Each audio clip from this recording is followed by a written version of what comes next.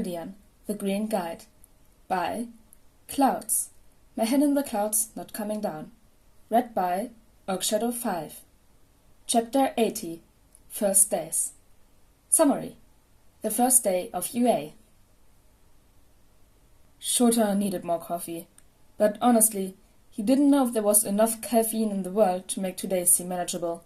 He'd given Viridian's new notebook to Nezu and All Might as soon as he'd come in this morning, and he knew that having confirmation that All for One was involved should have felt satisfying. It was a lead, which was more than they usually had, and they could move forward with this information, but at the same time it was daunting. How were they supposed to fight an overpowered legend that was actively turning innocent people into super weapons? And, of course, the universe hated him, which meant that he couldn't even focus on the break in the case because he had brats to traumatize. At least he already knew that some of them had potential, so he wasn't worried about expelling his whole class. Bakugo would be there, as would Kaminari, and they were both sure to be a handful. And then there was Tensei's little brother, who had a good head on his shoulders, even if he was a little stiff.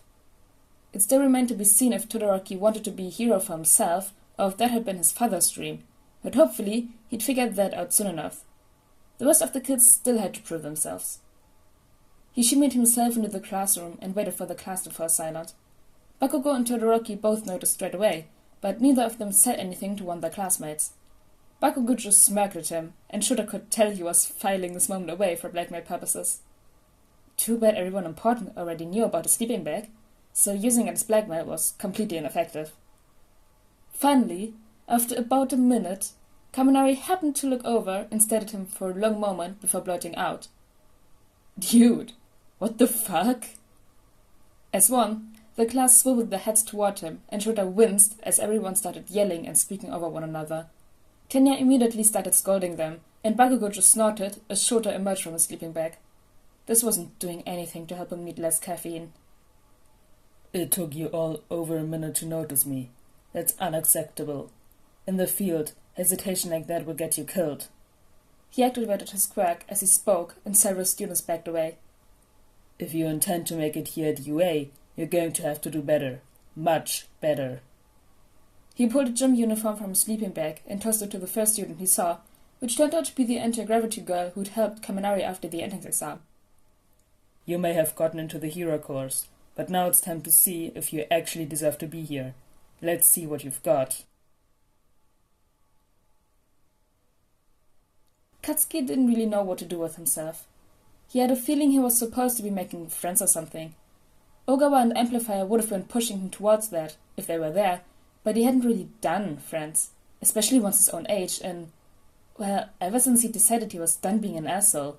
The aces at school had stopped hanging around him, but had they ever really been his friends, or were they just his lackeys? The point was that he didn't really know how to make friends, and he wasn't off to a great start.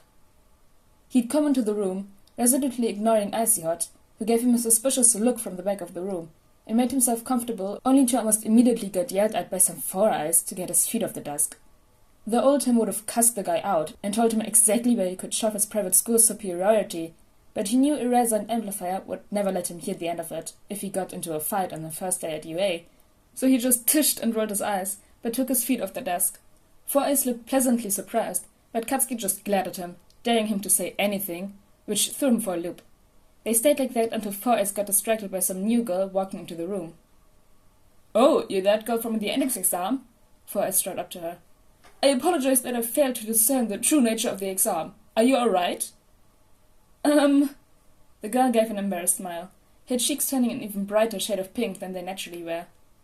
"Yeah, actually, someone ended up saving me. Oh, hey, Kaminari!" Katsuki looked in the direction that she was glancing and saw a loud blonde with a black lightning bolt in his hair giving her finger guns. "Sup, Uraraka? You got in?" "Yeah." Uraraka managed to look soft and determined at the same time, which was actually kinda impressive. "I never got to thank you. Oh well, I did, but I don't think you remember. They actually gave me some points for helping you out of the exam, though." Kaminari grimaced. "I'm sorry about that. I was really trying not to overdo it." "It's fine," Uraraka smiled. "I mean, you took down the 0-pointer all by yourself, so it's understandable that you reached your limits." "You took out the 0-pointer by yourself?" An extra with ridiculous spiky hair whistled. "That's super manly, bro." "Thanks, dude." Kaminari gave him a thumbs up. Katsuki caught some movement by the door and smirked as he realized that Aizawa was lying there on the floor like some creepy caterpillar. He probably wanted to know how long it'd take everyone to notice, but Katsuki wasn't going to ruin the surprise. Aizawa rolled his eyes, and Katsuki turned to watch his classmates again. Their faces when they noticed the hobo were going to be priceless. Kaminari struggled to keep his balance as one of their larger classmates slapped him on the back. "Sounds like you're super passionate about saving people if you were willing to go over your limits. I like that." "Yeah, that's super cool," a girl's voice piped up. It took Katsuki a moment to realize who had spoken, but then he realized she was just invisible. Izuku would probably be freaking out over her quirk if he were here. "It's not really that big a deal," Kaminari said bashfully. He looked at the floor to avoid everyone's eyes, but then his jaw dropped as he finally saw their teacher in the doorway. "Dude, what the fuck?"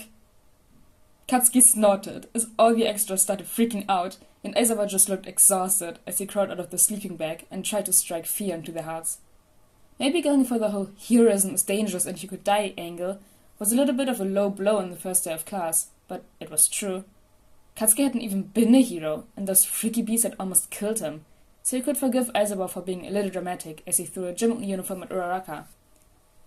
"You may have gotten into the hero course, but now it's time to see if you actually deserve to be here. Let's see what you've got." Aizawa turned on his heel and strode out of the room without waiting for their reactions. Katsuki scoffed and got up to get changed, while the rest of the extras just stood there in shock. Uraraka finally managed to pull herself out of it right as Katsuki passed her. "Wait, he's not serious about making us prove we deserve our place here, is he?" Katsuki just smirked at her. "This is UA, cheeks. If you want to survive, you're gonna have to prove it." The determination in her eyes as she rose to the challenge made Katsuki grin even wider, even as the rest of the extras scrambled to get up. Maybe making friends wouldn't be too bad after all, if these extras were as options. Denki was extremely thankful that he trained so hard with Izuku, because Aizawa's tests were way easier than the last time he'd done them in middle school. He wasn't able to use his quirk on most of them, but even the ones where his electricity didn't do anything, his body was strong enough to place him in the upper half of the class. It was so cool to see how everyone used their quirks to do better, and he just knew that Izuku would be geeking out if he were here. Even though he knew he did well enough to avoid being expelled, he was still super relieved when Aizawa revealed the threat as a logical ruse. He didn't think he'd be able to handle getting expelled on the first day. Still, the threat took an emotional toll on him, and even though it was a good, satisfied exhaustion, he was still ready to go home and just veg out. The day wasn't quite over yet, however, and he had just said goodbye to some of his new classmates when he saw Alma coming down the hall. Denki forced himself to be a little more upbeat than he felt, hoping that if he just pretended well enough, the real energy would follow. He still didn't quite know about the quirk, but Ahmed did deserve an answer soon. When he reached him, Ahmed gave Denki a kind smile and ruffled his hair. "I was watching the quirk assessment. You did well, Kaminari, my boy." The praise made him smile. "I was trying. I was so scared we were all going to get expelled." Ahmed coughed. "Yes, Aizawa does have a reputation for expelling entire classes." "He does?" Denki's eyes widened. That was supposed to be a joke. He's really expelled entire classes?" "Well, I believe at least some of those students were readmitted," Ahmed said awkwardly. "But yes." Denki's shoulders slumped. "What have I got myself into?" Ahmed tried to pat his shoulder consolingly. There. You didn't get expelled, and that's what matters. I actually had something else I wanted to talk to you about. A continuation of our last discussion, if you're up for it." Denki didn't think he was, but he would probably never be ready, so he nodded and followed Ahmed into one of the empty classrooms. Ahmed cleared his throat and gestured for him to sit down. "I'm sure you've given a lot of thought to the issue of receiving one for all." "Yeah, I've really been trying, but are you even sure it's safe?" Denki blurted out, then blushed. "I'm sorry, it's your quirk. You probably know everything about it, and that was really rude." "No, it's actually a fairly reasonable concern." Ahmed cleared his throat. "Some more problematic risks about my quirk were recently brought to my attention, and even as you decide to accept my quirk, I would still like you to know a little more about it before I pass it on to you, if that's all right." Denki sighed in relief. "Of course. I'm sorry, I just don't want my brain turning to Swiss cheese or anything. All Might gave a booming laugh. Me either. But I have been working with Nezo and Recovery Girl to fully investigate, well, everything we possibly can about One for All. He pulled a manila envelope from one of his giant pockets. Here's what we've discovered so far, to help you make an informed decision. Feel free to peruse it at your leisure, and I've put my number in there as well, if you have any questions. Whoa. Denki's eyes widened. I have All Might's number. All Might gave a booming laugh. That you do, my boy. Use it wisely. Now, run along. You've got class with me tomorrow, and I'm not going to take it easy on you. Denki nodded gratefully. Thank you, All Might. I'll see you tomorrow. All Might smiled. I look forward to it.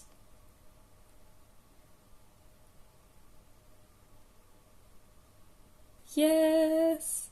The Denki and All Might interaction at the end. And like All Might being like, oh yeah, there's risks I didn't tell you about. Just here, use this. Eat it. No. But anyways, guys, I hope you all enjoyed chapter 80 of Viridian the Green Guide, and I'll see you all next time. Bye! Hey, outtakes. So he just tished?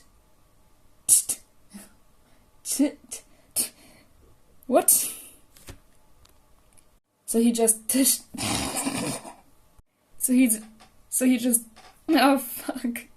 So he just tished. No.